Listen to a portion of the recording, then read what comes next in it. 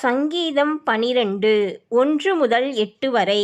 செமினீத் என்னும் எண்ணரம் புக் கின்னாரத்தில் வாசிக்க ராகத் தலைவனுக்கு ஒப்புவிக்கப்பட்ட தாவீதின் சங்கீதம். இரட்சியும் கர்த்தாவே, பக்தியுள்ளவன் அற்றுப்போகிறான். உண்மையுள்ளவர்கள் மனுபுத்திரரில் குறைந்திருக்கிறார்கள். அவரவர் தங்கள் தோழரோடே பொய் பேசுகிறார்கள். இச்சக உதடுகளால் இருமனதாய் பேசுகிறார்கள்.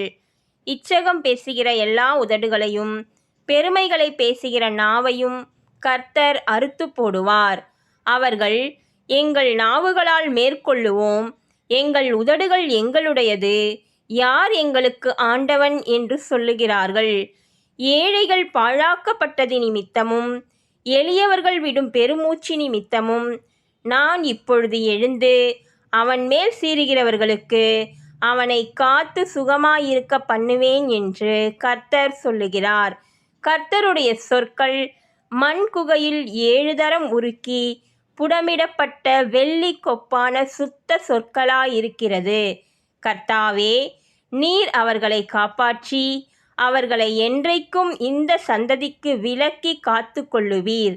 மனுபுத்திரரில் சண்டாளர் உயர்ந்திருக்கும் போது துன்மார்க்கர் எங்கும் சுற்றித் திரிவார்கள்.